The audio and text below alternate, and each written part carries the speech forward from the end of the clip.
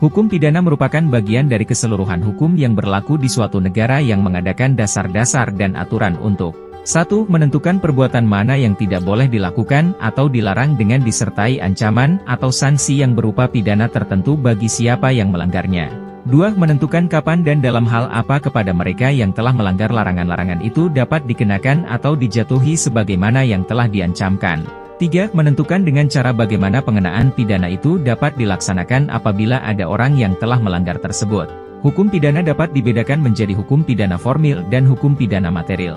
Hukum pidana material yaitu semua ketentuan dan peraturan yang menunjukkan tentang tindakan-tindakan yang mana adalah merupakan tindakan-tindakan yang dapat dihukum, siapakah orangnya yang dapat dipertanggungjawabkan terhadap tindakan-tindakan tersebut, dan hukuman yang bagaimana yang dapat dijatuhkan terhadap orang tersebut, disebut juga dengan hukum pidana yang abstrak.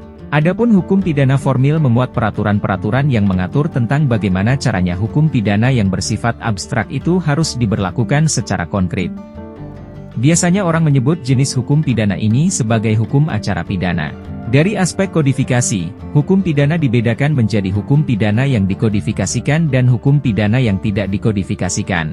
Hukum pidana yang dikodifikasikan misalnya adalah Kitab Undang-Undang Hukum Pidana, Kitab Undang-Undang Hukum Pidana Militer, dan Kitab Undang-Undang Hukum Acara Pidana.